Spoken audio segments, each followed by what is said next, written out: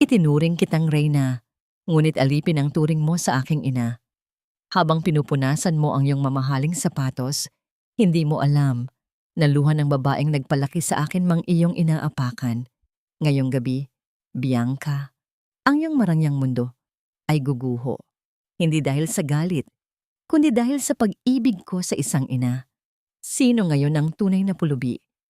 Abangan ang kwento ng pag-ibig, pagtataksil, at ang matamis na paghihiganti ng isang anak. Huwag mong dungisan ang sahig ko, Rosa. Nakakadiri ang mga bakas ng paa mo na parang galing sa putikan. At ang mga kamay mo, parang liha sa gaspang. Huwag na huwag kang hahawak sa mga gamit ko kung ayaw mong ipatapon ko ang mga yan. Nakatayo ako sa dilim ng pasilyo. Tila nanigas ang aking buong katawan habang naririnig ang boses ni Bianca. Ang malamig at matalas niyang pananalita ay tila mga punyal na humihiwa sa katahimikan ng aming bahay. Wala ang malambing na tinig na sumasalubong sa akin tuwing gabi. Ang naririnig ko ngayon ay ang boses ng isang estranghero na puno ng puot at pagkamuhi. Sa aking kanang kamay, hawak ko ang isang maliit na paper bag mula sa isang mamahaling butik. Naglalaman ito ng isang pares ng silk slippers, napakalambot, kulay ginto, at gawa sa pinakamahal na tela. Buong hapon ko itong hinanap dahil napansin kong namumula na ang mga talampakan ni Nanay Rosa sa paglalakad nang nakayapak sa loob ng bahay. Gusto ko siyang sorpresahin. Gusto kong ipadama sa kanya na sa rurok ng aking tagumpay, siya ang unang makakatikim ng ginhawa. Ngunit ang sorpresang yun ay tila naging isang malupit na biro. Dahan-dahan akong sumilip sa bahagyang nakabukas na pinto ng kusina. Doon, nakita ko si Nanay Rosa, ang babaeng nagpalaki sa akin sa gitna ng hirap. Ang babaeng nagbenta ng kanyang huling pares ng hikaw para lang may maipambili ako ng libro sa kolehiyo. Nakayuko siya. Ang kanyang manipis at kulubot na mga balikat ay nanginginig sa bawat hikbi na pilit niyang tinitiyempuhan upang hindi makagawa ng ingay. Sa kanyang paanan, nakakalat ang mga bubog ng isang basag na baso. Pasensya ka na, Bianca. Nanginginig lang ang mga kamay ko kaya nabitiwan ko. Ang mahinang tugon ni Nanay Rosa. Ang kanyang boses ay tila isang tuyong dahon na hinahampas ng hangin, marupok at malapit ng madurog. Pasensya. Iyan lang ba ang alam mong sabihin? Alam mo bang mas mahal pa ang basong yan kaysa sa lahat ng damit na suot mo? Maglinis ka at siguraduhin mong walang matitirang kahit isang butil ng alikabok kundi sa labas ka matutulog ngayong gabi. Nakita ko ang dahan-dahang pagluhod ni Nanay Rosa sa malamig na tiles. Ang kanyang mga tuhod na madalas niyang idaying sa akin na masakit ay tumama sa sahig ng walang sapin. Sinimulan niyang pulutin ang mga bubog gamit ang kanyang mga daliri. Ang mga daliring naging magaspang dahil sa dekada ng paglalaba at paglilinis para lang mapagtapos ako ng pag-aaral. Sa bawat bubog na dinadampot niya, tila may kung anong malaking bato ang dumadagan sa aking dibdib. Ang hangin sa aking baga ay unti-unting nauubos at ang aking paningin ay nagsisimulang lumabo dahil sa init ng luhang pilit kong pinipigilan. Ang paper bag sa aking kamay ay unti-unting nalukot sa higpit ng aking pagkakahawak. Ang silk slippers na dapat ay magbibigay ng ginhawa sa kanya ay tila naging isang mabigat na pasanin sa aking konsensya. Paano ko nagawang maging bulag? Paano ko hinayaang mangyari ito sa mismong bahay na itinayo ko para protektahan siya? Nakita ko ang pagtulo ng dugo mula sa hintuturo ni Nanay Rosa nang mahiwa siya ng isang maliit na piraso ng kristal. Ngunit hindi siya dumaing. Agad niyang itinago ang kanyang kamay sa likod ng kanyang tapis at nagpatuloy sa pagpupunas ng sahig gamit ang isang basahan na tila galing pa sa basurahan. Samantala, si Bianca ay nakatayo lamang sa harap niya habang tinitingnan ang kanyang sariling mga kuko na tila walang anumang nangyari. Ang babaeng pinakasalan ko, ang babaeng ipinagmalaki ko sa buong mundo bilang aking katuwang, ay ang mismong tao palang unti-unting pumapatay sa espiritu ng aking ina. Ang bawat sulyap ng paghamak ni Bianca ay tila isang latay na tumatama sa aking sariling pagkatao. Ang kanyang kagandahan, na dati ay tila liwanag sa aking buhay, ay biglang nagmulas na parang isang madilim na anino na puno ng panlilinlang. Naramdaman ko ang mabilis na tibok ng aking puso, hindi dahil sa takot, kundi dahil sa isang uri ng puot na hindi ko kailanman inakalang kaya kong maramdaman. Isang malamig na puot na unti-unting lumalamon sa lahat ng pagmamahal na mayroon ako para kay Bianca. Ang bawat sakripisyo ni Nanay Rosa, ang bawat gabing hindi siya kumain para lang may baon ako, ang bawat patak ng kanyang pawis. Lahat ng yon ay tinitipon ko ngayon sa aking isipan. Dahan-dahan akong umatras mula sa pinto. Ang aking mga hakbang ay walang tunog sa ibabaw ng makapal na alpombra. Ngunit sa loob ng aking dibdib, may isang malakas na sigaw na nagngangalit.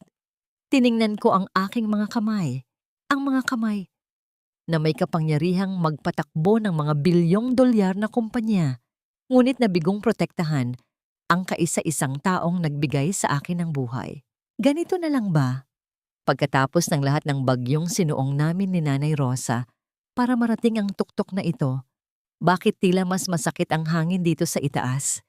Bakit sa loob ng dambuhalang mansyong ito, ang tanging tunog na nangingibabaw ay ang hikbi ng isang inang itinakwil sa sarili niyang pamamahay?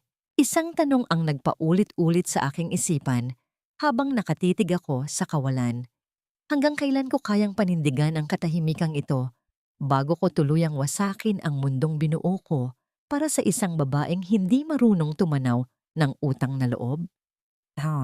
Pinahid ko ang aking mga mata at huminga ng malalim bago ako tuluyang pumasok sa kusina.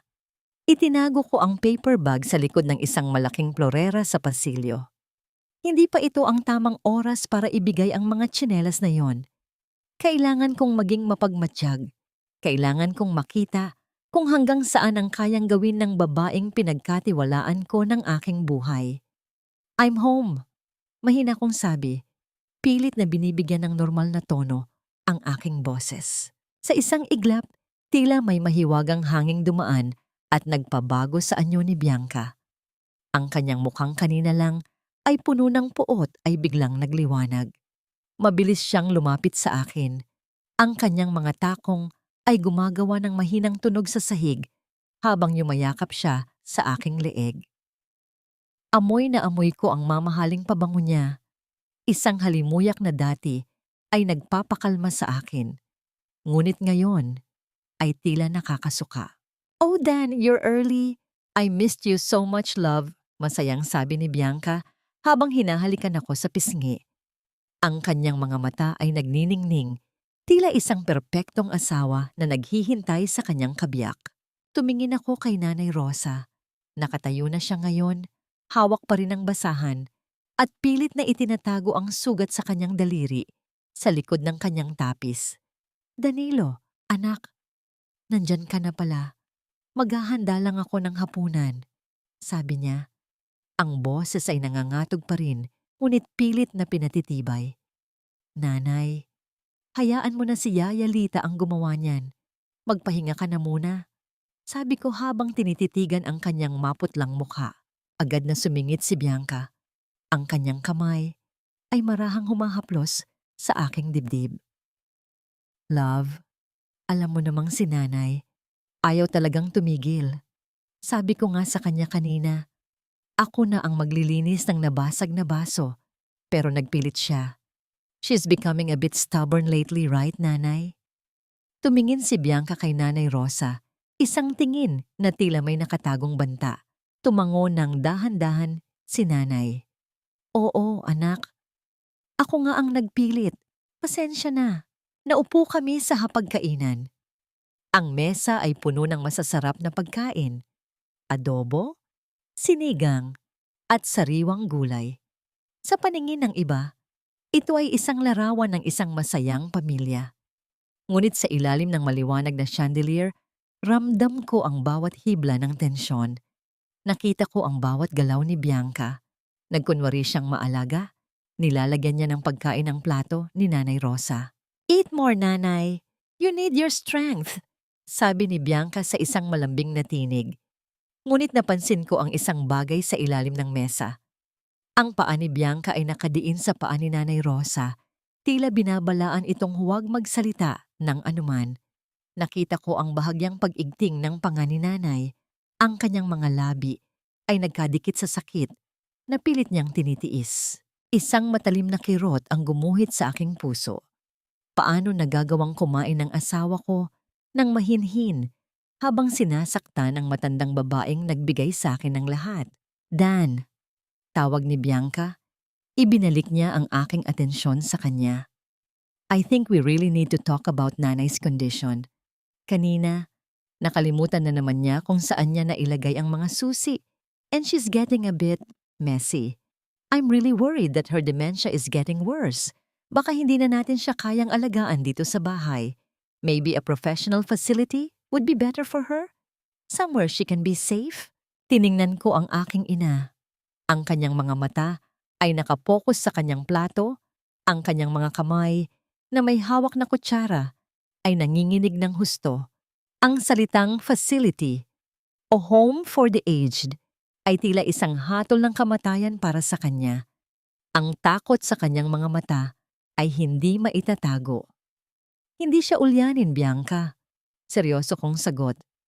Napapagod lang siguro siya. "But Dan, look at her hands. She can't even hold a spoon properly anymore. I'm just thinking about her safety, love. At saka, ayaw ko namang mahirapan ka rin sa pag-aalaga sa kanya habang busy ka sa kumpanya." Patuloy ni Bianca, ang kanyang boses ay puno ng mapanlinlang na pag-aalala. Pagkatapos ng hapunan, habang paalis si Bianca para sagutin ang isang tawag, mabilis akong lumapit kay Nanay Rosa sa lababo. Hinawakan ko ang kanyang braso upang tulungan siya, ngunit napaatras siya at bahagyang napainggit. Itinaas ko ang kanyang manggas at doon ko nakita ang isang malaking pasasa, isang kulay ube at itim na marka sa kanyang manipis na balat. "Ano ito, Nay?" Bulong ko. Ang aking boses ay puno ng pait. Agad na hinila ni Nanay ang kanyang braso at ibinaba ang manggas.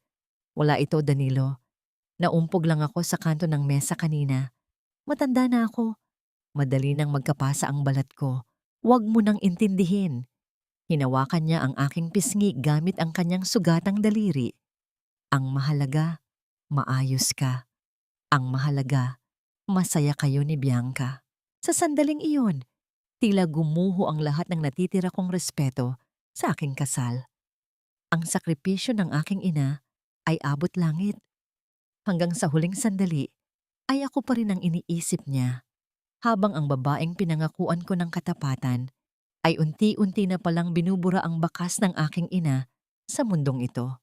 Eksaktong paglingon ko, nakita ko si Bianca sa pintuan ng kusina. Nakatitig siya sa amin. Ang kanyang cellphone ay mahigpit na hawak. Ang kanyang mga mata ay naniningkit, tila sinusuri kung may nalaman ako.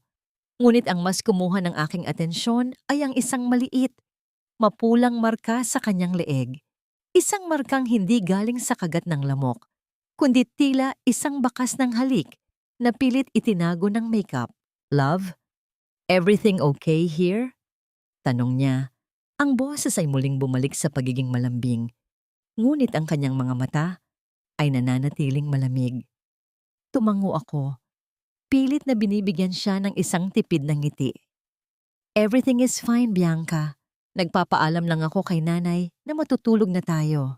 Habang paakyat kami sa hagdan, naramdaman ko ang bigat ng bawat hakbang. Ang aming kwarto, na dati ay itinuturing kong kanlungan, ay tila naging isang selda ng mga kasinungalingan. Sino ang tinatawagan niya ng palihim? At sino ang nag-iwan ng markang yon sa kanyang leeg? Hating gabi na, ngunit ang aking diwa ay gising na gising, tila isang liyab na ayaw mamatay sa gitna ng malakas na ulan. Siniguro kong mahimbing na ang tulog ni Bianca bago ako dahan-dahang bumangon. Sa loob ng aking pribadong opisina, ang tanging nagbibigay ng liwanag ay ang asul na kislap mula sa monitor ng aking computer. Sa bawat paggalaw ng aking daliri sa mouse, tila lalong bumibigat ang hanging aking hininga. Binuksan ko ang lihim na folder kung saan nakatago ang mga recording mula sa mga kamera na ipinalagay ko sa iba't ibang sulok ng bahay. Noong una, inilagay ko ang mga ito para sa seguridad ni Nanay Rosa upang masiguro kong ligtas siya habang wala ako. Hindi ko akalain na ang mga mata palang ito ang magpapakita sa akin ng impyernong dinaranas ng aking ina sa ilalim ng sarili kong bubong. Pinili ko ang petsa nung nakaraang linggo nung sinabi ni Bianca na nag-out of town siya kasama ang kanyang mga kaibigan. Doon sa screen nakita ko ang isang eksenang habang buhay na tatatak sa aking isipan. Nasa kusina si Bianca, suot ang kanyang mamahaling robe, habang si Nanay Rosa ay nakaupo sa isang maliit na bangko sa sulok. May hawak na plato si Bianca, ngunit sa halip na ilapag ito sa mesa, inilagay niya ito sa sahig, sa tapat ng lalagyan ng pagkain ng aming aso.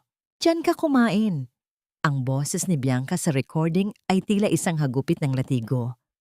"Ayaw kong madumihan ang dining table ko ng mga mumu mo. Para ka namang aso kung kumain, kaya diyan ka sa sahig nararapat." Nakita ko ang panginginig ng mga kamay ni Nanay Rosa habang inaabot ang plato.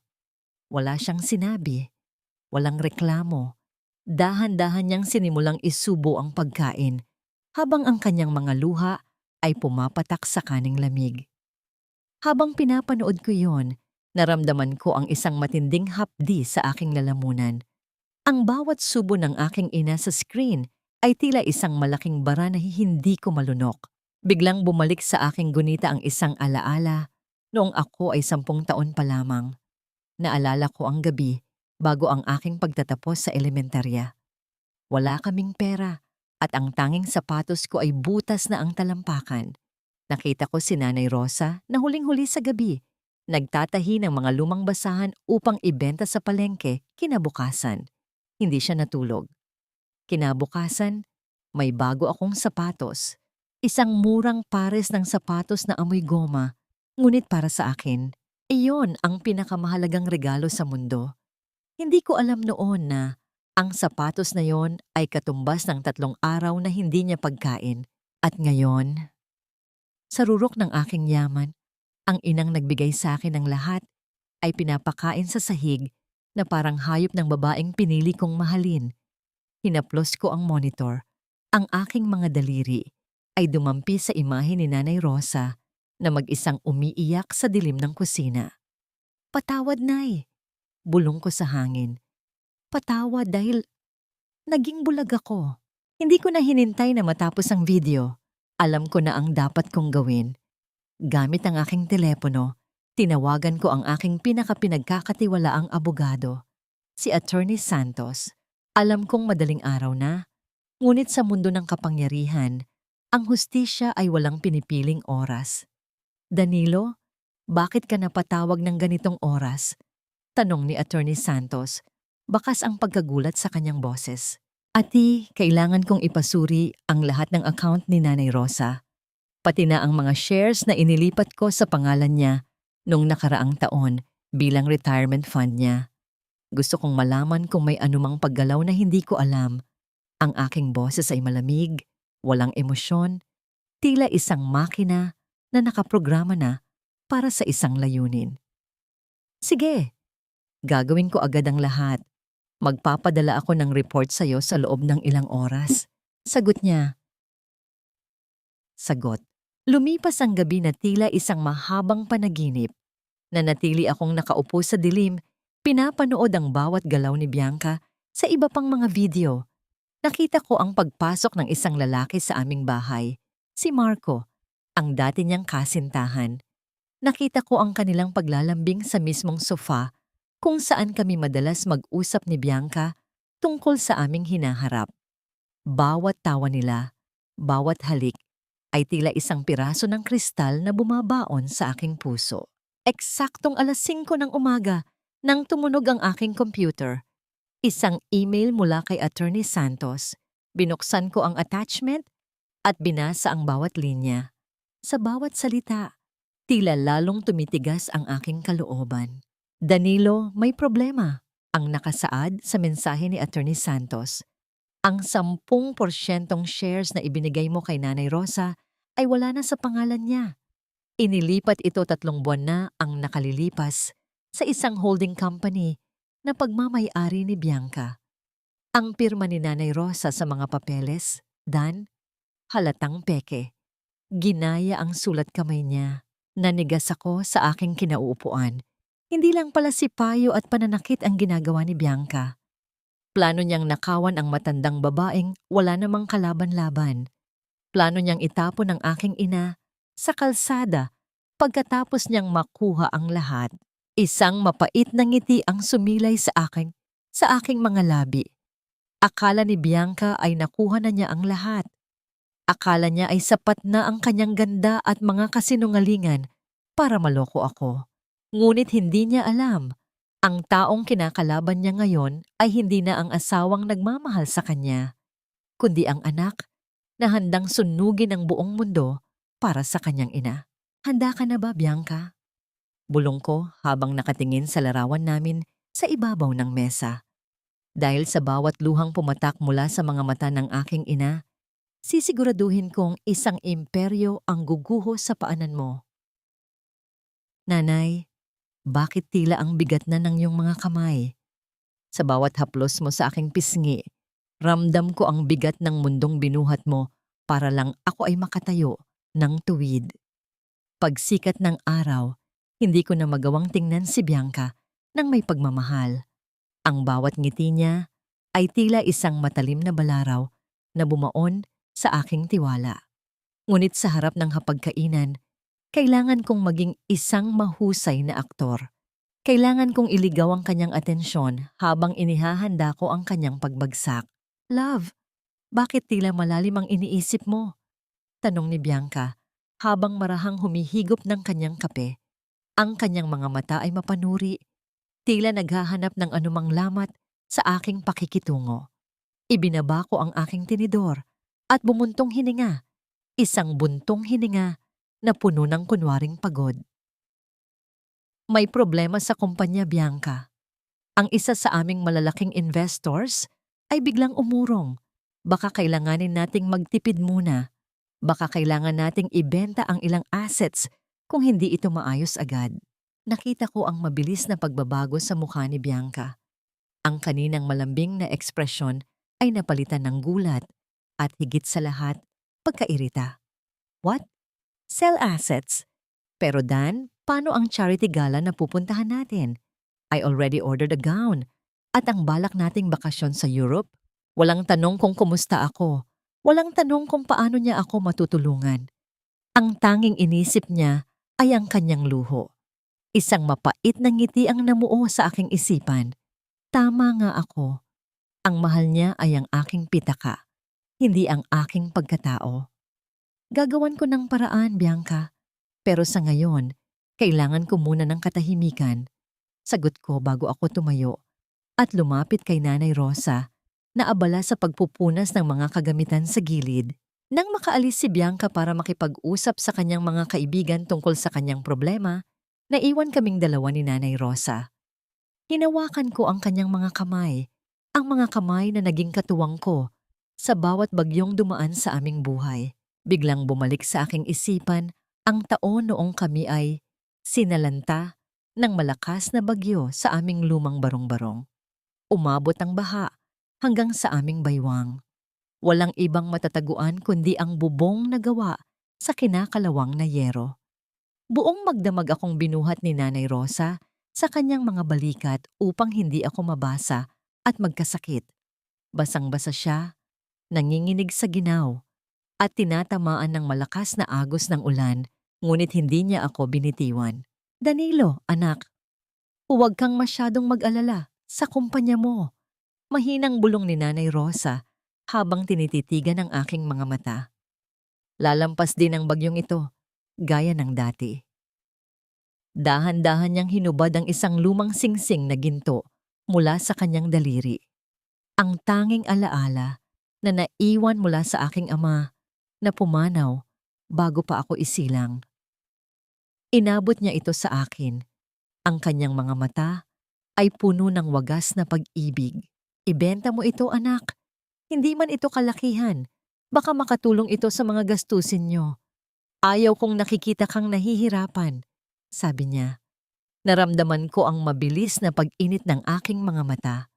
Ang babaeng ito, na pinagkaitan ng upuan sa sarili niyang mesa, na pinapakain sa sahig, at pinapahirapan ng aking asawa, ay handa pa ring ibigay ang huling kayamanang mayroon siya para sa akin. Habang ang asawa ko ay nag-aalala lamang sa kanyang bagong gown, hindi ko ito kukunin, Nay. Sabi ko habang isinusuot muli ang singsing sa kanyang daliri. Pangako ko sa'yo, walang kahit anong kukunin sa'yo ang mundong ito. Sa halip, ibabalik ko sa'yo ang lahat ng kinuha nila. Noong hapong iyon, palihim akong nakipagkita sa isang real estate agent. Hindi para magbenta ng bahay, kundi para bumili ng isang penthouse sa pinaka-eksklusibong gusali sa lungsod. Isang lugar na puno ng liwanag, may mga security guard na hindi matitinag, at mga katulong na marunong rumespeto. Doon ko dadalhin si Nanay Rosa. Ngunit bago iyon, kailangan ko munang tapusin ang palabas kasama si Bianca. Bumalik ako sa bahay at nakita ko si Bianca na abalang nag-iimpake ng ilang mamahaling gamit. Saan ka pupunta? Tanong ko. Magpapalipas lang ako ng ilang araw sa kondo ni Celine Dan. Masyadong stressful dito sa bahay lalo na't puro problema ang naririnig ko. I need space to breathe. Maarte niyang sagot. Hindi man lang ako tinitingnan. Alam ko ang totoo. Pupunta siya kay Marco. Doon siya hihingi ng space habang iniisip na wala na akong halaga dahil sa kunwaring pagbagsak ng aking kumpanya. Nang marinig ko ang mahinang tunog ng pagsara ng pinto ng kanyang sasakyan habang paalis siya, nilapitan ko si Nanay Rosa sa kanyang maliit na kwarto sa likod. Niyakap ko siya ng mahigpit, isang yakap na puno ng pangako. Nay, kaunting tiis na lang. Bulong ko sa kanyang balikat. Malapit na tayong makauwi sa totoong tahanan natin. Ngunit habang nakayakap ako sa kanya, napansin ko ang isang bagay sa ilalim ng kanyang kama. Isang bote ng gamot na may label na hindi pamilyar sa akin. Nang basahin ko ang nakasulat, tila tumigil ang pagtibok ng aking puso. Ito ay isang uri ng pampatulog na sobrang tapang, isang gamot na hindi kailanman nireseta ng aming doktor. Bakit may ganitong gamot sa kwarto ni Nanay? Sinusubukan ba siyang patulugin ng tuluyan ni Bianca upang hindi na siya makapagsalita kailanman? Hawak ko ang maliit na bote ng gamot habang ang aking paningin ay tila naglalayag sa isang madilim na dagat ng galit. Agad akong kumuha ng litrato nito at ipinadala sa aking kaibigang doktor. Hindi nagtagal, tumunog ang aking telepono. Isang mensahe na nagpatindig sa aking mga balahibo. Dan, pampatulog iyan, na ginagamit sa mga pasyenteng may malalang psychosis. Pero sa matatanda, maaari itong magdulot ng matinding kalituhan, panghihina at pagkawala ng memorya. Parang ginagawa mong ulyani ng isang tao kahit hindi naman. Napapikit ako ng mariin. Kaya pala tila laging antukin si Nanay Rosa. Kaya pala madalas siyang malito at matumba. Hindi dahil sa katandaan, kundi dahil unti-unti siyang nilalason ng babaeng tinawag kong asawa. Ang bawat patak ng gamot na yon sa gatas ni Nanay ay isang hakbang patungo sa plano nilang itapon siya sa kalsada. Hindi ako pwedeng manatili lang dito. Kailangan kong sundan si Bianca. Sumakay ako sa aking sasakyan. Ang bawat pag-ikot ng manibela ay tila pag-ikot din ng aking tadhana. Sinundan ko ang signal ng GPS na palihim kong inilagay sa kanyang bag. Huminto ang kanyang sasakyan sa isang sikat na hotel sa Makati. Isang lugar na malayo sa sinasabi niyang kondo ni Celine. Nagsuot ako ng sombrero at itim na jacket upang hindi makilala. Nakita ko si Bianca na bumaba ng sasakyan, suot ang isang pulang damit na tila sumisigaw ng karangyaan. Nakangiti siya. Isang ngiting hindi ko nakita sa kanya nitong mga nakaraang linggo. Sinalubong siya ng isang lalaki, si Marco. Dahan-dahan akong lumapit sa bar ng hotel, sapat lang ang layo upang marinig ang kanilang usapan, ngunit tago sa anino ng malalaking haligi. Inilabas ko ang aking telepono at sinimulang i-record ang bawat salita. "Ang tagal mo, Bianca," sabi ni Marco habang hinahalikan ng kamay ng asawa ko. "Kumusta ang tappering ng lola? Malapit na ba siyang makuha ng mga tauhan mula sa asylum?" Tumawa si Bianca, isang tawang tila kaskas ng matalas na kuko sa yero. "Kaunti na lang, Marco. Konting patak pa ng gamot at maniniwala na ang buong mundo na sira na ang bait ng matandang yon. Nakapirma na siya sa mga huling dokumento. Akala niya ay form para sa pension niya, pero transfer of rights na pala iyon. At si Danilo? Akala ko ba bagsak na ang kumpanya niya?" Tanong ni Marco habang humihigop ng mamahaling alak. "Hayaan mo siya. Mas mabuting isipin niyang wala na siyang pera para hindi na siya lumaban kapag iniwan ko siya.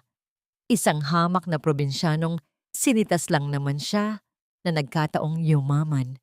Kahit kailan, hindi siya naging kapantay natin. Ang amoy ng putik at sapatos ay hinding-hindi mawawala sa balat niya. Naramdaman ko ang pag-init ng aking mukha. Hindi dahil sa hiya sa aking pinagmulan, kundi dahil sa matinding poot sa kanilang kawalang hiyaan. Ang bawat sakripisyo ko para ibigay kay Bianca ang lahat ng luho niya ay itinuring lang pala niyang basura. Ang nasaksihan ko na hinding-hindi ko malilimutan. Kinuha ni Bianca ang isang locket na ginto mula sa kanyang leeg. Ang locket na ibinigay ko sa kanya noong unang anibersaryo namin, ang locket na naglalaman ng litrato naming dalawa. "Ayoko na nito. Masyadong cheap," sabi ni Bianca, sabay tapon ng locket sa isang ashtray na puno ng upos ng sigarilyo. Pinanood ko itong mahulog. Ang simbolo ng aking pagmamahal ay itinapon na parang kalat sa harap ng kanyang kalaguyo. Nanginig ang aking mga kamay, ngunit nanatili akong tahimik. Gusto kong sumugod. Gusto kong pagsasampalin sila, ngunit alam ko ang laro. Ang isang matalinong manlalaro ay hindi gumagalaw nang walang sapat na baraha. At ngayon, hawak ko na ang lahat ng alas. Bago sila umalis, narinig ko ang huling sinabi ni Marco na nagpatigil sa mundo ko. "Huwag kang mag-alala, love. Pagkatapos nating makuha ang huling pirma sa property sa Tagaytay, hindi na kailangang itapon lang ang matanda sa asylum. Pwede nating tapusin ang paghihirap niya para wala ng testigo sa mga pirma." Nanlamig ang aking buong katawan. Hindi lang pera ang gusto nila. Gusto nilang pumatay. Gusto nilang kitlin ang buhay ng kaisa-isang taong nagmahal sa akin ng totoo. Dahan-dahan akong lumabas ng hotel. Ang aking mga hakbang ay tila mabigat na bakal sa semento. Tiningnan ko ang langit na tila nagbabanta ng isang malakas na unos. Ngayon, alam ko na ang bawat detalye ng kanilang kasamaan. Alam ko na kung sino si Marco. Hindi lang siya basta ex-boyfriend. Nakita ko sa record ng kumpanya noon ang apelyido niya. Siya ang anak ng dating karibal ko sa negosyo na sinira ko dahil sa katiwalian. Ito ay hindi lang tungkol sa pera. Ito ay tungkol sa paghihiganti. "Bianca, Marco," bulong ko sa hangin habang pinapatay ang recording sa aking telepono. "Inasinta niyo ang maling tao. Akala niyo ay mahina ang isang anak na nagmamahal, pero hindi niyo alam na ang pag-ibig sa ina ay ang pinakamatalas na sandata sa mundo." Pagbalik ko sa bahay, tiningnan ko si Nanay Rosa na mahimbing na natutulog, walang kamalay-malay sa panganib na naghihintay. Hinawakan ko ang kanyang kamay at sumumpa. "Nay, bukas ay sisikat ang araw na hinding-hindi nila malilimutan." Naupo ako sa gitna ng kadiliman sa aming sala. Tanging ang liwanag ng buwan na tumatagos sa malalaking bintana ang nagbibigay ng anino sa paligid. Hinintay ko ang pagdating ni Bianca. Hawak ko ang isang baso ng tubig, ngunit ang aking isipan ay malayo. Binubuo ang huling yugto ng aking bitag. Ngayong gabi, ang maskara ay tuluyan ng mahuhulog. Narinig ko ang paghinto ng sasakyan sa labas. Ilang saglit pa, Bumukas ang pinto at pumasok si Bianca. Amoy alak at tila pagod mula sa pakikipagkita kay Marco. Hindi niya binuksan ang ilaw. Marahil ay iniisip na natutulog na ako. Bianca! Mahina kong tawag. Napatalon siya sa gulat.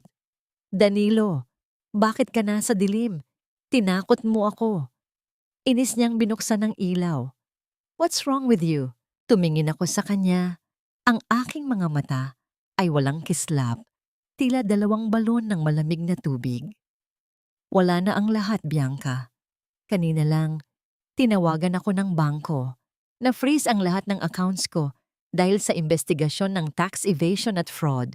Ang mga ari-arian natin, pati ang bahay na ito, baka kunin sa atin sa loob ng ilang araw. Nanigas si Bianca. Ang kanyang mukha na kanina ay puno ng inis, ay biglang namutla. Pagkatapos ay unti-unting namula sa galit. Hindi ito galit ng isang asawang nag-aalala sa kinabukasan namin, kundi galit ng isang taong nawala ng premyo. What did you say? Tax evasion? Fraud? Halos sumigaw siya. Ang kanyang boses ay naging matinis at nakakarindi. Sinasabi ko na nga ba, isang hamak na sinitas ka lang talaga. Yumaman ka lang pero hindi mo alam kung paano magpatakbo ng kumpanya ng hindi nadadaya. You loser! Tumayo ako. Dahan-dahang lumalapit sa kanya. Loser? Bianca, lahat ng suot mo, lahat ng alahas mo, galing sa perang tinatawag mong basura. Akala ko ba mahal mo ako? Tumawa siya. Isang tawang puno ng pangungutya. Mahal? Danilo, minahal ko ang buhay na ibinigay mo sa akin. Pero ikaw, sa tingin mo ba talaga ay papatulan ko ang isang lalaking amoy grasa at hirap kung wala kang bilyon-bilyon? Nagtiis ako sa bahay na ito. Nagtiis ako sa mabaho at ulyanin mong ina dahil alam kong yayaman ako. Pero ngayong wala ka ng pera, anong silbi mo sa akin? Sa sandaling iyon, lumabas si Nanay Rosa mula sa kanyang kwarto. Marahil ay nagising sa lakas ng sigawan. Danilo, Bianca, ano ang nangyayari mga anak? Ang tanong niya, ang boses ay puno ng kaba. Hinarap siya ni Bianca ng may kasuklam-suklam na tingin. At ikaw naman matandang ulyanin, huwag mo kaming tawaging anak. Dahil sa'yo, dahil sa pagiging pabigat mo, lalong naging malas ang buhay ko. Wala na kayong pera, pulubi na uli ang anak mo. Bianca, huwag mong pagsalitaan ng ganyan si nanay. Ang babala ko, ang aking boses ay gumaralgal sa pilit na pagpipigil. Bakit? Totoo naman, di ba? Isang pabigat na matanda na dapat ay noon pa itinapon sa kalsada. Biglang dinaluhong ni Bianca ang aparador sa sala at sinimulang kumuha ng mga mamahaling dekorasyon na gawa sa pilak. Kukunin ko ang lahat ng kaya kong makuha bago dumating ang mga sheriff. Hindi ako maghihirap kasama nyo. Sinubukan siyang pigilan ni Nanay Rosa. Bianca anak, huminahon ka. Pag-usapan natin ito ng maayos. Hinawakan ni Nanay ang braso ni Bianca sa pagnanais na pakalmahin ito. Bitawan mo ako, ang dumi-dumi ng kamay mo. Sa tindi ng galit at pagmamadali, marahas na itinulak ni Bianca si Nanay Rosa. Narinig ko ang malakas na pagtama ng katawan ni Nanay Rosa sa sahig. Ang kanyang ulo ay tumama sa kanto ng kahoy na mesa. Isang maliit na daing ang lumabas sa kanyang mga labi bago siya tuluyang nawalan ng malay. Ang kanyang duguang daliri ay nakaturo pa rin sa akin. Tila huling mensahe ng pagmamahal bago ang kadiliman. Nanigas ang mundo ko. Ang dugo sa sahig ay tila isang apoy na sumunog sa lahat ng natitira kong pasensya. Tumingin ako kay Bianca na ngayon ay abala pa rin sa pag-iimpake ng kanyang mga ninakaw na gamit, tila walang pakialam kung buhay pa ba ang biyenan niya o hindi. Umalis ka na. Ang sabi ko, ang boses ko ay hindi nagaling sa isang tao, kundi mula sa isang halimaw na nagising mula sa mahabang pagkakahimbing. Kunin mo ang lahat ng gusto mo. Kunin mo ang valley na yan. Umalis ka na bago ko malimutan na babae ka. Talagang aalis ako. Magpakasira kayo sa hirap dito. Isang huling sulyap ng pagkamuhi ang ibinigay ni Bianca bago siya mabilis na lumabas ng pinto. Dala-dala ang isang malaking valley na inaakala niyang naglalaman ng kanyang kinabukasan. Dahan-dahan akong lumuhod sa tabi ni Nanay Rosa. Binuhat ko siya ng buong ingat. Ang kanyang katawan ay tila kasing gaan na lang ng isang tuyong sanga. Sa bawat patak ng dugo niya na dumidikit sa aking baro, isang panunumpa ang lalong tumitibay sa aking puso. Inilabas ko ang aking telepono at pinindot ang isang numero. Attorney Santos, ilabas niyo na ang lahat ng ebidensya. Simulan na ang pagsasampa ng kasong attempted murder, fraud at adultery. At tawagan niyo ang pulis. May isang babaeng tumatakas ngayon, dala ang isang baling puno ng ebidensya. Tumingin ako sa pinto kung saan lumabas si Bianca. Hindi niya alam. Ang baling kinuha niya ay hindi naglalaman ng pera o alahas, kundi ang lahat ng orihinal na dokumento ng kanyang mga krimen na palihim kong inilagay doon. Siya mismo ang magdadala ng ebidensya sa mga awtoridad. Nay, gising na. Bulong ko habang hinahalikan ang kanyang noo. Tapos na ang ulan. Pangako, sa paggising mo, wala nang Bianca na sasaktan ka. Sa paggising mo, tayo na lang ulit. Naramdaman ko ang init ng dugo ni Nanay Rosa na unti-unting nanunuot sa aking puting polo. Ang kanyang katawan na dati ay tila isang matibay na haligi na sumasangga sa lahat ng unos ng aking kabataan ay tila naging kasing gaan na lang ng isang tuyong dahon. Sa bawat segundo ng paghihintay sa ambulansya, tila libu-libong karayom ang tumutusok sa aking budhi. Bakit ko hinayaang umabot sa ganito? Bakit kailangan pang dumanas ng ganitong sakit ang kaisa-isang tao na walang ibang ginawa kundi magmahal? Narinig ko ang papalapit na hagulgol ng sirena ng ambulansya na tila humihiwa sa katahimikan ng gabi. Mabilis ang bawat galaw ng mga paramedic. Habang inilalagay nila ang oxygen mask sa mukha ni Nanay, tiningnan ko ang kanyang mga saradong mata. Gusto kong sumigaw. Gusto kong gisingin ang buong mundo para humingi ng tawad sa kanya. Nay, lumaban ka. Hindi pa tayo nakakarating sa bagong bahay natin. Hindi pa tayo nakakapanood ng paglubog ng araw na walang takot sa puso mo. Bulong ko habang hawak ang kanyang malamig na kamay sa loob ng nagmamadaling sasakyan. Samantala, sa kabilang bahagi ng lungsod, alam kong nagdiriwang si Bianca. Isang tawag mula sa aking private investigator ang nagkumpirma na kasama niya si Marco sa isang mabilis na sasakyan patungo sa isang tagong rest house sa Batangas. Akala nila ay dala nila ang susi sa aking kayamanan. Hindi nila alam na ang baling mahigpit na yakap ni Bianca ay naglalaman ng mga kopya ng forged documents, ang recording ng kanilang pag-uusap sa hotel at ang bote ng gamot na ginamit nila para lasunin si Nanay Rosa. Bawat piraso ng ebidensya ay selyado at may fingerprint na nila. Nakarating kami sa ospital. Ang amoy ng antiseptic at ang malamig na sulyap ng mga fluorescent light ay tila nagpapatindi sa aking kaba. Agad na dinala si Nanay sa emergency room. Nanatili ako sa labas, nakaupo sa isang matigas na silya habang pinagmamasdan ng dugo sa aking mga kamay. Ito ang dugo ng sakripisyo. Ito ang dugo ng isang inang itinakwil ng mundong binuo ng sarili niyang anak. Lumapit sa akin si Attorney Santos. Ang kanyang mukha ay seryoso. Bit-bit ang balita ng pagsisimula ng hustisya. Danilo, na-intercept na ng mga pulis ang sasakyan ni Bianca sa boundary ng Laguna. Hindi sila nakapalag ng buksan ng vali at makita ang mga dokumento. Sa ngayon, nasa ilalim na sila ng kustodya ng pulisya. Ang kasong frustrated parricide at qualified theft ay nakahanda na. Tumangulang ako. Walang saya. Walang pakiramdam ng tagumpay.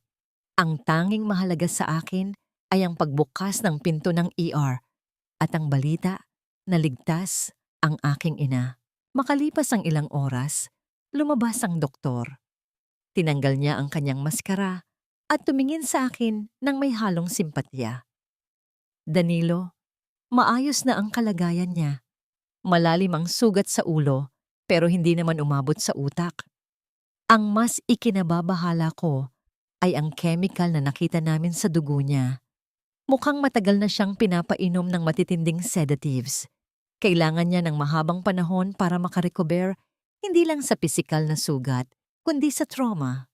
Nang payagan na akong pumasok sa kanyang kwarto, agad kong nilapitan si Nanay Rosa. Wala na siya sa madilim at mabahong kwarto sa likod ng mansyon. Ngayon, nakahiga siya sa isang malinis at puting kama. Napapaligiran ng mga monitor na nagbabantay sa bawat tibok ng kanyang puso. Dahan-dahan siyang nagmulat ng mata. Ang kanyang paningin ay tila malabo pa.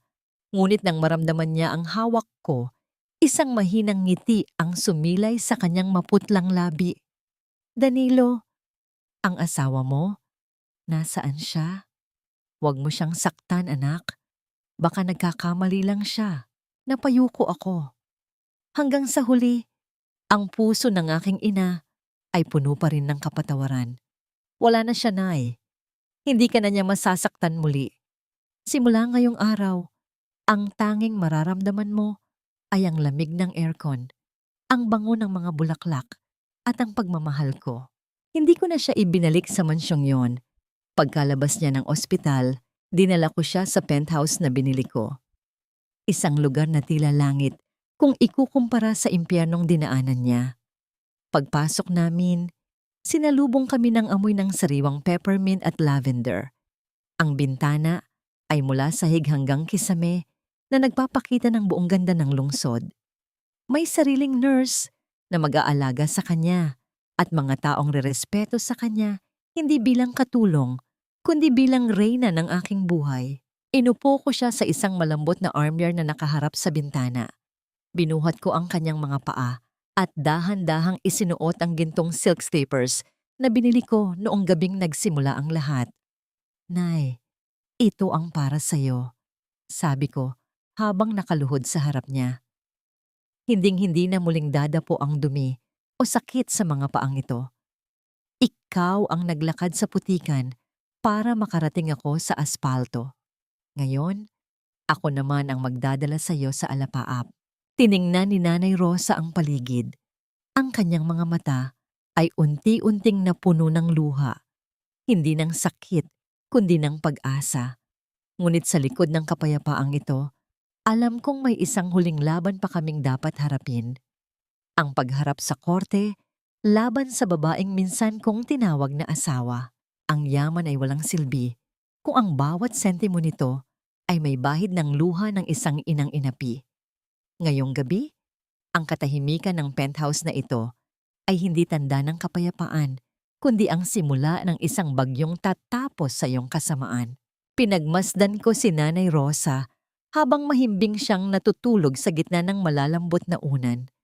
Ang amoy ng amag, alikabok, at panis na pagkaing tiniis niya sa madilim na kwarto ng mansyon ay napalitan na ngayon ng halimuyak ng mga sariwang bulaklak at mamahaling humidifier na naglalabas ng amoy ng lavender. Ang bawat sulok ng penthouse na ito ay pinuno ko ng liwanag mula sa malalaking bintana hanggang sa mga gintong lampara dahil ayaw ko nang makakita siya ng kahit anong anino na magpapaalala sa kanyang hirap. Lumapit ako sa kanya at dahan-dahang sinuklay ang kanyang manipis at maputing buhok.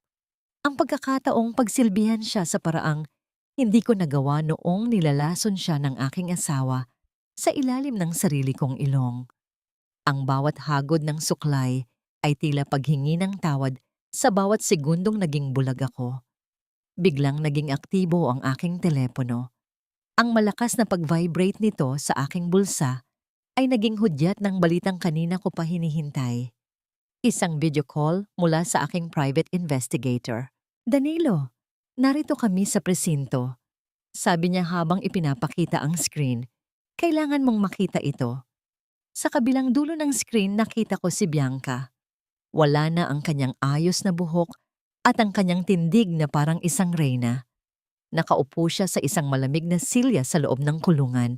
Ang kanyang pulang gown ay punit-punit na at puno ng dumi. Ang kanyang mga mata, na dati ay puno ng pangungutya, ay ngayon ay puno ng desperasyon at takot. Danilo! Love, please! Makinig ka! Sigaw ni Bianca nang makita niya ako sa kabilang linya. Pinilit lang ako ni Marco. Siya ang may plano ng lahat. Sinabihan niya ako na papatayin ka niya kung hindi ako susunod. Love, please, ilabas mo ako rito. Hindi ko kayang manatili sa madilim at mabahong lugar na ito. Isang malamig na ngiti ang sumilay sa aking mga labi. Mabaho, Bianca? Madilim? Hindi ba't iyan ang ibinigay mong mundo sa aking ina sa loob ng 1 taon?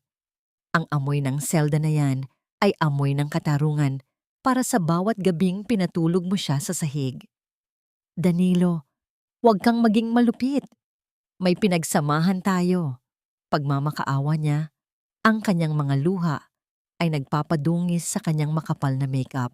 Ang pinagsamahan natin ay isang malaking kasinungalingan, Bianca. Isang sining ng panlilinlang na ikaw ang bida. Pero tapos na ang palabas. Ang valley na kinuha mo, ang akala mong mga alahas at pera. Lahat ng yun ay mga ebidensyang ikaw mismo ang nagbitbit papasok sa kulungan. Ang aking boses ay hindi natitinag, tila isang pader na bakal. Ipinakita rin sa akin ng investigator ang kabilang selda kung nasaan si Marco. Nakaupo lang siya sa sulok, tahimik at tila tanggap na ang kanyang kapalaran. Ngunit bago mamatay ang video, isang huling tingin ang ibinigay ni Marco sa kamera. Isang tinging puno ng puot na tila may malalim pang lihim na hindi pa nabubunyag. Pagkababa ng telepono, lumapit sa akin si Attorney Santos. Danilo, may nalaman kami tungkol kay Marco. Hindi lang siya basta kalaban sa negosyo. Siya ang anak sa labas ng lalaking nagpahirap sa tatay mo bago siya namatay. Ang layunin niya ay hindi lang makuha ang pera mo, kundi wasakin ang lahat ng mahalaga sa'yo. Simula sa asawa mo hanggang sa nanay mo, naramdaman ko ang mabilis na pagtibok ng aking puso. Ito ay isang digmaang nagsimula pa, bago ko pa man makilala si Bianca. Ginamit nila ang aking kahinaan, ang aking pag-ibig, upang itumba ako mula sa loob. Tumingin ako sa labas ng bintana, sa mga ilaw ng lungsod na tila mga bituin sa lupa. Sa ilalim ng penthouse na ito, ramdam ko ang lamig ng aircon at ang lambot ng mamahaling alpombra sa aking paanan. Isang heaven and hell, contrast ang aking nararamdaman. Habang si Bianca ay nakararanas ng impyerno sa selda, ang aking ina naman ay narito sa langit na binuo ko para sa kanya. Ngunit ang langit na ito ay tila may isang banta pa ring nakabitin. Isang mensahe ang pumasok sa aking telepono mula sa isang hindi kilalang numero. Walang pangalan, tanging isang pangungusap lang na nagpalamig sa aking dugo. Akala mo ba tapos na ang lahat dahil lang nasa loob kami? Ang lason sa dugo ng iyong ina ay hindi lang gamot na pampatulog.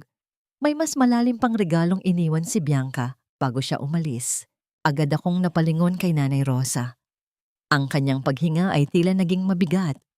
At sa liwanag ng buwan, nakita ko ang isang itim na marka na unti-unting lumilitaw sa kanyang leeg. Isang markang hindi ko napansin kanina. Ang akala mong huling halakhak ay magiging huling hininga ng iyong kalayaan. Akala mo ba ay hawak mo pa rin ang leeg ko? Bianca, sa larong ito, ikaw na lang ang natitirang piraso na nakatakdang kainin ng sarili mong apoy. Nanigas ang aking buong katawan habang nakatitig sa itim na marka sa leeg ni Nanay Rosa. Ang aking puso ay tila isang tambol na nagwawala sa loob ng aking dibdib. Agad kong tinawag ang naka-duty na private nurse. Sa loob ng ilang minuto, ang penthouse na binuo ko para sa katahimikan ay muling nabulabog ng mga medikal na kagamitan. Danilo, kailangan nating malaman kung anong uri ng lason ito. Ang seryosong sabi ng doktor sa telepono. Hindi ito nakuha sa unang pagsusuri dahil dahan-dahan itong kumakalat sa lymphatic system. 1 linggo?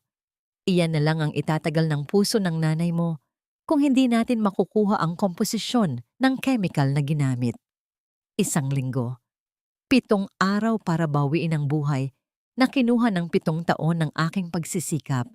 Hindi ako pwedeng maghintay. Hindi ako pwedeng umiyak. Dinala ko ang aking sarili sa presinto kung nasaan si Bianca. Hindi bilang asawa, kundi bilang isang hukom na handang maghatid ng huling hatol. Pagpasok ko sa interrogation room, sinalubong ako ng amoy ng pawis, ihi, at lumang semento. Isang matinding kaibahan sa bango ng penthouse na iniwan ko. Naroon si Bianca, nakaupo sa gitna ng silid. Ang kanyang mukha ay tuyot na, ang kanyang mga mata ay lubog, ngunit may bakas pa rin ng pagmamayabang sa kanyang mga labi. Pagkakita niya sa akin, isang mapait na ngiti ang sumilay sa kanya. Nandito ka na pala, Dan.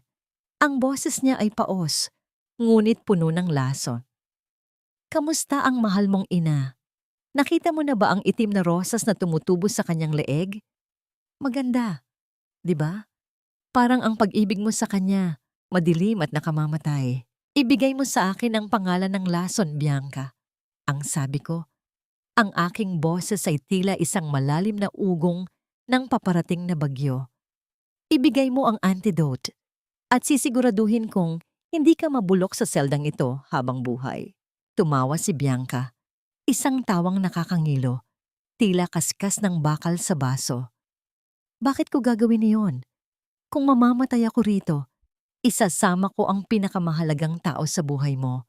Iyan ang huling regalo ko sa iyo para sa lahat ng insultong ibinigay mo sa akin. Ang gawin akong asawa ng isang hamak na dating kargador. Insulto? Tumayo ako at dahan-dahang lumapit sa kanya. Ang aking mga anino ay bumalot sa kanyang maliit na bulto. Ang insulto ay ang pag-aakalang ang ganda mo ay sapat na para pagtakpan ang bulok mong kaluluwa. Tumingin ka sa paligid mo, Bianca. Ang suot mong gown ay basahan na. Ang balat mo ay unti-unti nang kinakain ng lamig at dumi ng lugar na ito. Sa labas, ang pangalan mo ay kasing kahulugan na ng basurang itinapon sa imbonal. Kinuha ko ang aking tablet at ipinakita sa kanya ang isang live stream. Ito ay ang charity gala na dapat ay pupuntahan namin. Sa harap ng lahat ng mga dati niyang kaibigan at sa harap ng lahat ng kamera ng media, ang aking abogado ay naglalabas ng lahat ng ebidensya ng kanyang krimen. Ang bawat sulyap ng pagkadiri mula sa matataas na lipunan na pinangarap niyang kabilangan ay nakatutok sa kanyang mukha sa screen. Tingnan mo sila, Bianca. Bulong ko sa kanyang tainga. Ang mundong binuo mo sa kasinungalingan ay gumuho na. Wala nang sasagip sa'yo. Wala nang Marco na yayakap sa'yo dahil siya mismo ang naglagay sa'yo sa posisyong ito para iligtas ang sarili niya. Itinuro kanya, Bianca. Sabi niya, ikaw ang nagpilit sa kanya. Nanlaki ang mga mata ni Bianca. Ang kanyang labi ay nanginig. Hindi. Hindi magagawa yun ni Marco. Mahal niya ako. Mahal ka niya? O mahal niya ang pera ko na ipinangako mong makukuha mo? Inilabas ko ang huling alas.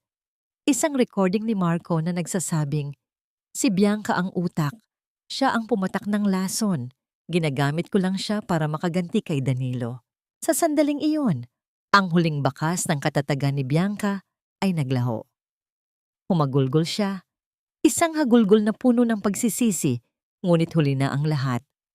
Ang kanyang mga kamay na dati ay puro mamahaling alahas, ay ngayon ay nakakapit sa aking sapatos.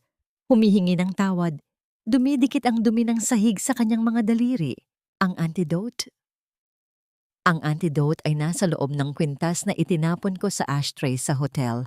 Ang nanginginig niyang sabi, may maliit na compartment doon? Isang micro-vial ng concentrated serum. Please, Danilo, ilabas mo ako rito. Ayoko na rito. Hindi ko siya sinagot. Tinalikuran ko siya habang ang kanyang mga sigaw ay umaalingaw-ngaw sa malamig na pasilyo ng presinto. Ang nangyari bago ako tuluyang lumabas. Nakakita ako ng isang maliit na salamin sa pader. Tumingin ako sa aking sarili. Hindi ko na nakita ang lalaking danjay noon na laging nakayuko. Nakita ko ang isang anak na handang gawin ang lahat. Ngunit may pusong marunong pa ring rumespeto sa hustisya. Mabilis akong nagpadala ng mga tauhan sa hotel para makuha ang locket. Habang nagmamaneho ako pabalik sa penthouse, ang bawat patak ng ulan sa aking windshield ay tila mga luhang naghuhugas sa lahat ng sakit ng nakaraan. Nakarating ako sa kwarto ni Nanay Rosa. Hawak ko ang vial. Ang mga doktor ay agad na kumilos. Sa bawat segundo ng paghihintay, kung tatalab ba ang gamot, ang aking hininga ay tila nakatali sa bawat guhit ng heart monitor. Biglang gumalaw ang mga daliri ni Nanay Rosa. Ang itim na marka sa kanyang leeg ay tila uhuentonting naglalaho, gaya ng paglalaho ng dilim sa pagdating ng bukang liwayway. Iminulat niya ang kanyang mga mata at tumingin sa akin. Danilo, mahina niyang tawag. Ang bango ng paligid, para akong nasa langit. Hindi panay, sabi ko habang humahalik sa kanyang kamay na puno ng mga bakas ng nakaraan. Nandito pa tayo sa lupa. At sa lupang ito, sisiguraduhin kong ang tanging amoy na malalanghap mo ay ang bango ng tagumpay at pagmamahal. Ang katarungan ay hindi lamang tungkol sa pagpapakulong ng mga nagkasala, kundi tungkol sa pagbawi sa dangal na sinubukang tapakan ng mundo. Sa bawat hakbang ko palayo sa korte, ramdam ko ang paggaan ng aking mga balikat. Tila isang napakabigat na kadena ang tuluyan ng naputol. Dumating ang araw ng huling paglilitis. Ang silid ng korte ay balot ng malamig na katahimikan, isang katahimikang puno ng tensyon at paghihintay. Nakaupo ako sa unahan, suot ang aking pinaka-formal na suit, habang sa aking tabi ay ang aking mga abogado. Hindi ko dinala si Nanay Rosa. Ayaw ko nang masilayan pa niya ang mukha ng mga taong pumatay sa kanyang tiwala. Sapat na ang dumanas siya ng impyerno sa loob ng 1 taon. Ang langit ng hustisya ay ako na ang tatanggap para sa kanya. Pumasok sina Bianca at Marco na kapwa nakasuot ng kulay kahel na uniforme ng bilanggo. Wala na ang mamahaling alahas ni Bianca. Ang kanyang balat na dati ay makinis at inaalagaan ng mga mamahaling serum ay ngayon ay maputla, tuyot, at may mga pantal mula sa kagat ng mga insekto sa selda. Ang kanyang buhok ay gulo-gulo at ang kanyang mga mata ay hindi na makatingin ng diretso sa akin. Si Marco naman ay nakayuko. Ang kanyang dating hambog na tindig ay naglaho na, pinalitan ng bigat ng rehas na kristal na siya mismo ang bumuo. Habang binabasa ng hukom ang hatol, tila tumigil ang pag-ikot ng mundo. Ang bawat salita ng tagapagsalita ay tila isang malakas na hampas ng alon sa pampang. Guilty of frustrated parricide, qualified theft, and falsification of public documents. Ang hatol ay habambuhay na pagkabilanggo. Nakita ko ang pagbagsak ng mga balikat ni Bianca. Humagulgol siya, isang tunog ng desperasyon na tila isang hayop na nasugatan sa gitna ng gubat. Sinubukan niyang lumingon sa akin. Ang kanyang mga labi ay bumubuo ng salitang patawad. Ngunit huli na ang lahat. Ang bawat luha niya ngayon ay hindi na makakahugas sa bawat latay na iniwan niya sa puso ng aking ina. Pinanood ko silang ilabas ng mga pulis. Ang tunog ng kanilang mga hakbang sa semento ay tila huling kabanata ng isang madilim na panaginip. Pagkalabas ko ng korte, sinalubong ako ng mainit na sikat ng araw. Hindi ako nakaramdam ng galit. Ang naramdaman ko ay isang malalim na kapayapaan. Lumipas ang mga buwan. Hindi ko na binalikan ang mansyong puno ng mga alaala ng panlilinlang. Ipinabenta ko ang lahat ng kagamitan doon at ang napagbilhan ay ibinigay ko sa mga foundation na kumakalinga sa mga matatandang inabandona ng kanilang mga pamilya. Itinuon ko ang aking buong lakas sa pagpapalago ng aking imperyo. Ngunit sa pagkakataong ito, hindi lang para sa pera, kundi para sa isang layunin. Itinatag ko ang Rosa Santiago Center for Elder Care, isang makabagong pasilidad kung saan ang mga matatanda ay itinuturing na mga hiyas. Doon, walang pinapakain sa sahig. Doon, walang sinisigawan. Sa araw ng pagbubukas nito, kasama ko si Nanay Rosa. Nakasuot siya ng isang napakagandang Filipiniana na gawa sa pinong tela. Ang kanyang muka ay maaliwalas na. Ang kanyang mga mata ay muling nagniningning ng pag-asa. Danilo, anak, napakaganda rito. Bulong niya habang pinagmamasdan ang mga bulaklak sa hardin ng center. Para sa iyo ito, Nay. At para sa lahat ng mga inang tulad mo na nagbigay ng buhay at pag-ibig sa mundong ito. Sagot ko habang inaalalayan siya sa paglalakad. Ang nangyari nang dalhin ko siya sa harap ng dambuhalang marker ng building. Nakasulat doon sa gintong mga titik.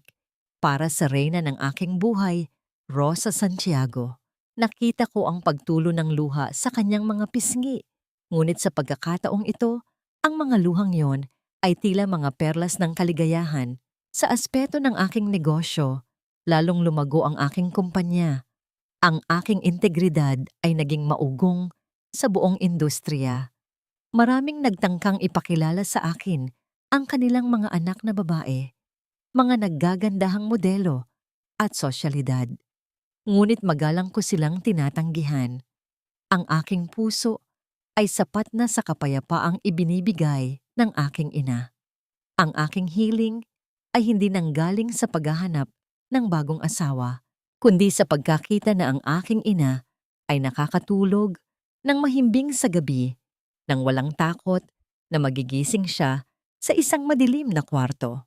Isang hapon, habang binabasa ko ang mga huling report sa aking opisina, nakatanggap ako ng isang balita tungkol kay Bianca mula sa loob ng kulungan. Sinasabing unti-unti na raw nawawala sa sarili ang kanyang isipan. Madalas daw siyang makitang kinakausap ang pader, humihingi ng tawad sa isang aninong hindi naman naroon. Ang kanyang kagandahan na naging sandata niya ay tuluyan ng nabulok sa gitna ng 4 na sulok ng kanyang selda.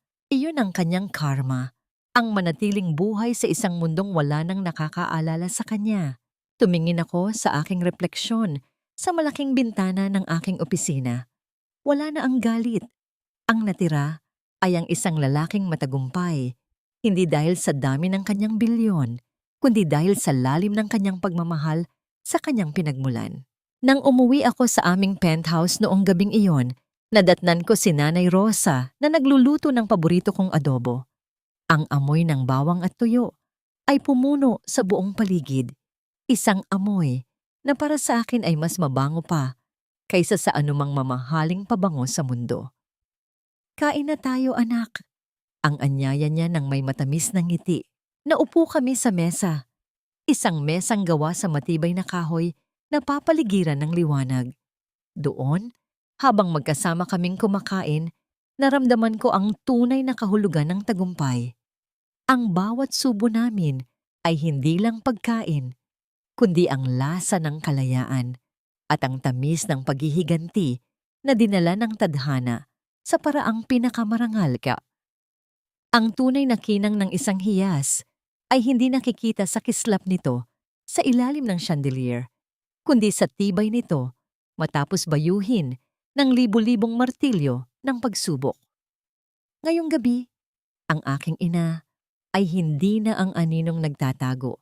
Sa kusina, siya na ang bituing nagbibigay liwanag sa aking buong pagkatao. Nakatayo ako sa harap ng salamin. Inaayos ang aking kurbata para sa isang malaking parangal na gaganapin sa Manila Hotel. Ngunit sa pagkakataong ito, hindi ako ang sentro ng atensyon. Ang gabi ay alay sa mga dakilang ina ng bansa. At si Nanay Rosa, ang isa sa mga pangunahing pararangalan. Pumasok ako sa kanyang kwarto at natagpuan ko siyang nakaupo sa harap ng kanyang vanity mirror. Ang penthouse ay nababalot ng isang banayad na katahimikan. Tanging ang mahinang huni ng sentralisadong aircon ang maririnig. Isang mahusay na stylist ang nag-aayos sa kanya. Ngunit lumapit ako at hiniling na ako na ang magsuot sa kanya ng kanyang kwintas. Isang simpleng disenyo ng perlas na sumisimbolo sa kadalisayan ng kanyang puso. Danilo, anak, kailangan ba talaga nating pumunta rito? Mahinang tanong ni Nanay Rosa.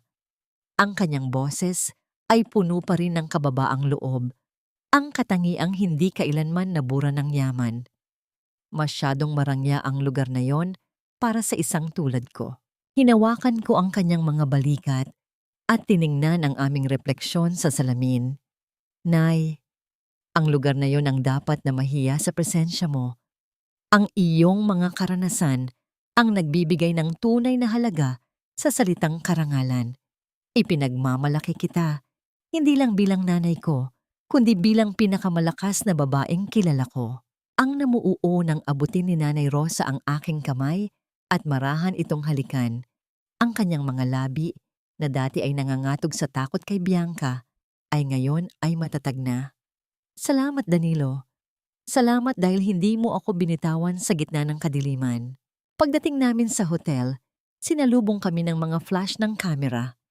Ang mga tao sa mataas na lipunan, ang mga taong dati ay pinaglilingkuran lamang ni Nanay Rosa, sa kanyang isipan bilang mga amo, ay ngayon ay nakatayo at nagbibigay ng masigabong palakpakan habang kami ay naglalakad sa red carpet. Walang Bianca na hahadlang, walang mapanuring mata na magpaparamdam sa kanya na siya ay kulang. Habang nasa gitna ng selebrasyon, isang pamilyar na muka ang lumapit sa amin. Si Doña Victoria, ang ina ni Bianca. Mukha siyang matanda na rin. Ang kanyang mga mata ay puno ng lungkot at kahihiyan. Danilo, Rosa, ang nanginginig niyang bati. Nandito ako para humingi ng paumanhin sa ngalan ng aking anak. Hindi ko alam na ganoon pala kalala ang ginagawa niya. Nawala ang lahat sa amin dahil sa mga legal na bayarin at sa kahihiyang dinala ni Bianca sa aming pamilya. Tiningnan ko si Doña Victoria. Noong kinuha ko si Bianca bilang asawa, ang pamilyang ito ang nagparamdam sa akin na ako ay isang swerteng sinitas lamang. Ngayon, ang gulong ng tadhana ay tuluyan ng umikot. Sila naman ang nakikiusap. Ang kapatawaran ay hindi sa akin nanggagaling. Doña Victoria, ang malamig kong sagot, habang nananatiling magalang ang aking tindig. Ngunit ang hustisya ay natapos na. Hindi ko kayo hahabulin, pero huwag niyo na ring asahan na bubuksan ko ang aking pintuan para sa inyo. Ang aking pamilya ay sapat na sa aming dalawa ni Nanay. Tumango si Nanay Rosa, isang tahimik na pagsang-ayon. Wala siyang puot, ngunit meron na siyang hangganan. Iyon ang huling pagkakataon na nakita namin ang anumang bakas ng nakaraan ni Bianca. Ang huling sulyap sa mundong puno ng pagkukunwari. Sa pagtatapos ng gabi, umakyat kami sa entablado. Ibinigay sa akin ang pagkakataong magsalita. Tumingin ako sa lahat ng mga makapangyarihang tao sa harap ko, ngunit ang aking paningin ay nakatutok lamang sa maliit na babaeng nakaupo sa gitna. Ang tagumpay ay hindi nasusukat sa taas ng gusaling na ipatayo mo. Ang simula ko, ang aking boses ay malinaw na umaalingaw-ngaw sa buong ballroom. Ito ay nasusukat sa kung gaano karaming luha ang nagawa mong punasan sa mga mata ng nagbigay sa iyo ng buhay. Nanay Rosa, ikaw ang aking pundasyon. Sa bawat semento ng aking kumpanya, may bakas ng iyong pawis. Sa bawat tagumpay ko, ikaw ang tunay na may-ari. Nang matapos ang programa, bumalik kami sa penthouse. Habang tinatanggal ni Nanay Rosa ang kanyang mga alahas, napansin ko ang isang bagay sa kanyang bedside table. Ang lumang singsing na ginto na gusto niyang ibenta noon para iligtas ang aking kumpanya. Nakalagay ito sa isang maliit na glass box, nagniningning sa ilalim ng liwanag. Bakit mo ito inilabas, Nay? Tanong ko. Para paalalahanan ako, Danilo. Sabi niya habang nakatingin sa labas ng bintana sa mga ilaw ng Maynila. Na kahit gaano tayo kataas ngayon, ang tunay nating kayamanan ay ang mga bagay na handa nating ibigay nang walang hinihintay na kapalit. Isang sensory contrast ang aking naramdaman sa sandaling iyon. Naalala ko ang amoy ng usok at kanal sa aming lumang barong-barong, ang ingay ng mga batang naglalaro sa putikan. At ngayon, narito kami sa rurok ng tagumpay, napapaligiran ng bango ng sariwang hangin at katahimikan ng gabi. Ang aming paglalakbay ay hindi lang mula sa hirap patungong yaman, kundi mula sa pagkaalipin patungong kalayaan.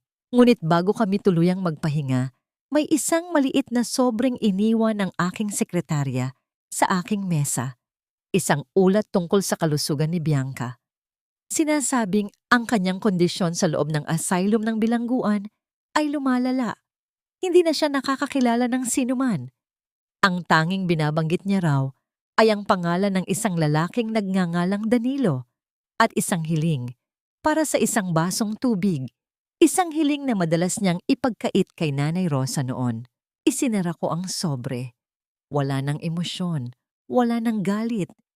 Ang huling hibla ng koneksyon ko sa kanya ay tuluyan ng naputol. Nay, tawag ko habang papalabas ng kanyang kwarto. Bukas, magsisimula tayo ng bagong proyekto para sa mga ulilang bata. Gusto mo bang sumama?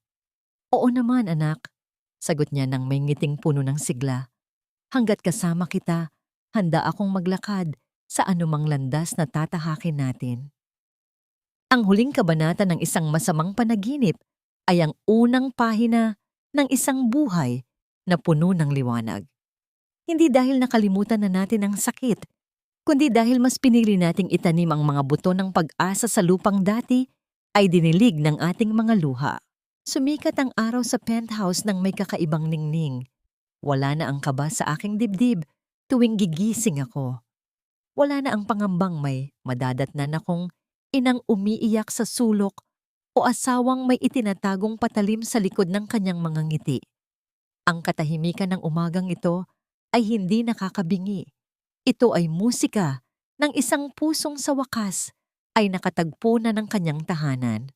Nagpasya kaming mag-ina na bumisita sa aming lumang bayan, hindi sa mansyong naging saksi ng aming paghihirap, kundi sa maliit na barong-barong kung saan nagsimula ang lahat.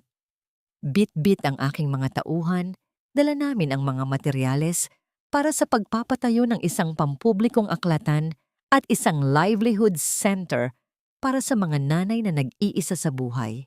Habang naglalakad kami sa maalikabok na daan ng aming dating komunidad, naramdaman ko ang init ng sikat ng araw sa aking balat. Isang sensory contrast ang namuo sa aking isipan. Naalala ko ang bawat butas ng aking sapatos nung ako ay bata pa. Ang amoy ng tuyo na niluluto ni Nanay Rosa sa uling at ang tunog ng patak ng ulan sa aming tumutulong bubong. Ngayon, ang bawat hakbang ko ay matatag. Suot ang sapatos na gawa sa pinakamahal na balat, ngunit ang aking puso ay nananatiling nakayapak sa lupang nagpalaki sa akin. Danilo, tingnan mo ang mga batang yon. Masayang sabi ni Nanay Rosa habang itinuturo ang mga batang naglalaro ng piko sa kalsada. Parang ikaw lang sila noon. Marusing pero punong-puno ng pangarap. Ngumiti ako at inakbayan siya. Dahil sa iyo, Nay, ang pangarap na yon ay nagkaroon ng katuparan. Ngayon, oras na para tayo naman ang magbigay ng pakpak sa kanila. Sa gitna ng aming pagbisita, isang matandang babae ang lumapit sa amin. Siya si Aling Marta, ang dating kapitbahay na nagpapautang sa amin ng bigas nung wala kaming makain. Ang kanyang mga kamay ay nanginginig sa tuwa nang makita kami. Rosa, Danilo, totoo nga ang balita. Napakayaman niyo na, pero hindi niyo pa rin kami nalilimutan, sabi ni Aling Marta habang nagpupunas ng luha gamit ang kanyang duming tapis. Ang nangyari nang hubarin ni Nanay Rosa ang kanyang mamahaling shawl at ibalot ito sa mga balikat ni Aling Marta. Ang yaman ay lumilipas, Marta, pero ang pagkakaibigan at ang pagtulong sa kapwa ay mananatili habang buhay. Salamat sa lahat ng tulong mo sa amin noon. Habang pinapanood ko ang tagpong iyon, napagtanto ko na ang tunay na tagumpay ni Nanay Rosa ay hindi ang pagtira sa penthouse. Ito ay ang kakayahan niyang manatiling mapagkumbaba sa kabila ng lahat ng sakit na ibinigay sa kanya ng mundo. Ang kanyang pagpapatawad ay hindi tanda ng kahinaan, kundi ang pinakamataas na uri ng kapangyarihan. Bago kami umalis, dumaan kami sa isang maliit na kapilya. Doon, sa harap ng altar, Nag-alay kami ng isang tahimik na panalangin. Walang hiling para sa dagdag na yaman, kundi pasasalamat para sa kalusugan at kapayapaan. Danilo, tawag ni Nanay Rosa habang papalabas kami ng kapilya. May balita ka ba? Tungkol kay Bianca? Tumigil ako sa paglalakad at tiningnan ang aking ina. Nasa ilalim pa rin siya ng pangangalaga ng mga doktor sa asylum ng bilangguan, Nay. Sinasabing hindi na siya muling makakabalik sa dati niyang kaisipan. At si Marco, habang buhay na siyang mananatili sa likod ng mga rehas. Bumuntong hininga si Nanay Rosa, isang buntong hiningang puno ng awa. Nakakalungkot na kinailangan nilang piliin ang ganoong landas. Ang buhay ay napakaikli para ubusin sa galit at kasakima. Iyon ang huling pagkakataon na nabanggit ang kanilang mga pangalan. Ang anino ni Bianca at Marco ay tuluyan ng nilamon ng liwanag ng aming bagong buhay. Sa aking kumpanya, nagpatuloy ang pag-usbong ng mga bagong teknolohiya. Ngunit sa ilalim ng aking pamumuno, ang bawat empleyado ay itinuturing na pamilya. Ang utang na loob ay naging pundasyon ng aming kultura. Nang bumalik kami sa penthouse noong gabing iyon, nadatnan namin ang hapagkainan na puno ng paborito naming pagkain. Ngunit bago kami kumain, kinuha ko ang aking telepono at binura ang lahat ng mga video at recording ng pananakit ni Bianca. Ayaw ko nang may anumang bakas ng kadiliman na natitira sa aking mga kagamitan. Ang hustisya ay natapos na. Ang paghilom naman ang dapat manaig. Inalalayan ko si Nanay Rosa na maupo sa kanyang paboritong armchair sa tabi ng bintana. Mula roon, makikita ang unti-unting paglubog ng araw sa Manila Bay. Ang kulay ng langit ay tila isang painting na gawa sa ginto at ube, maliwanag, payapa, at puno ng pangako. Anak, masaya ako, mahinang sabi ni Nanay Rosa habang nakatingin sa malayo. Masaya ako dahil kahit marami tayong nawala, hindi natin nawala ang ating sarili. At hinding-hindi na mangyayari iyon muli, Nay. Sagot ko habang hinahalikan ang kanyang mga kamay na ngayon ay malambot na at inaalagaan. Dahil sa bawat hakbang ko, ikaw ang aking gabay. At sa bawat tagumpay ko, ikaw ang aking inspirasyon. Doon, sa gitna ng katahimikan ng gabi, habang ang mga bituin ay unti-unting lumilitaw sa langit, naramdaman ko ang tunay na kahulugan ng kaligayahan. Ito ay hindi ang dami ng pera sa bangko, kundi ang pagkakataong yakapin ng iyong ina nang walang anumang takot o alalahanin. Ang aming kwento ay hindi nagtatapos sa paghihiganti. Nagtatapos ito sa isang bagong simula. Isang simula kung saan ang pag-ibig ang siyang huling nagwagi sa gitna ng mga rehas na kristal ng nakaraan. Sinasabing ang oras ay ang pinakamahusay na manggagamot, ngunit para sa akin, ang tunay na lunas ay ang makita ang aking ina na muling ngumingiti ng walang halong pait. Isang taon na ang nakalilipas mula nang gumuho ang mundong binuo ng kasinungalingan ni Bianca at Marco. Ngayon, habang nakatayo ako sa balkonahe ng aming bagong tahanan, ang tanging naririnig ko ay ang mahinang pagaspas ng mga dahon at ang masayang awit ng mga ibon sa paligid. Ang bango ng sampagita ay humahalimuyak sa buong hardin, isang amoy na nagpapatunay na ang bawat bulaklak ay may kanya-kanyang panahon ng pagbuka matapos ang mahabang taglamig. Tiningnan ko si Nanay Rosa sa ibaba. Abala siya sa pagdidilig ng kanyang mga rosas, ang kanyang mga galaw ay banayad at puno ng sigla. Wala na ang itim na marka sa kanyang leeg at ang kanyang mga mata ay hindi na naghahanap ng anino sa dilim. Napatawad ko na ba sila? Ang kapatawaran ay isang mahabang landas. Hindi ko masasabing kinalimutan ko na ang lahat, ngunit pinili kong hindi na hayaan ang kanilang mga anino na diktahan ang aking kasalukuyan. Si Bianca ay nananatili sa loob ng asylum, isang reynang walang kaharian, nakakulong sa isang isipang punong-puno ng mga multo ng kanyang sariling kasamaan. Si Marco naman ay nabubulok sa likod ng rehas, ang kanyang paghihiganti ay naging sarili niyang bilangguan. Sila ay mga alaala na lamang ng isang bagyong lumipas na. Bumaba ako sa hardin at lumapit kay Nanay Rosa.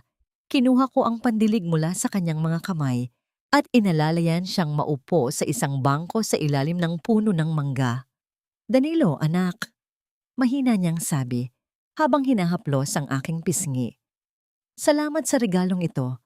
Ang kapayapaan ay mas mahalaga kaysa sa anumang ginto." "Ito ang nararapat sa iyo, Nay," sagot ko. "Ang ating tahanan ay hindi na kailanman magiging isang selda. Ito ay magiging isang hardin ng ating mga pangarap, ang namuo sa aming huling sandali." Inihilig ni Nanay Rosa ang kanyang ulo sa aking balikat. Ang kanyang paghinga ay regular at panatag. Sa sandaling iyon, naramdaman ko ang tunay na kahulugan ng tagumpay. Hindi ito ang dami ng aking ari-arian, kundi ang kaligtasan ng kaisa-isang taong nagmahal sa akin bago ko pa man matutunang mahalin ang aking sarili. Ang patawad ay para sa aking sarili upang maging malaya. Ang pag-asa ay para sa aming bukas at ang katarungan ay ang buhay na tinatamasa namin ngayon. Isang buhay na puno ng liwanag, katapatan at wagas na pag-ibig. Tumingin ako sa malayo, kung saan ang langit ay muling nagbabago ng kulay, patungong ginto. Tapos na ang gabi, tapos na ang ulan. Sa wakas, ang aming kwento ay nagtatapos sa isang matamis na katahimikan. Isang katahimikang tanging mga pusong nagtagumpay lamang ang nakakaalam. Tatiana,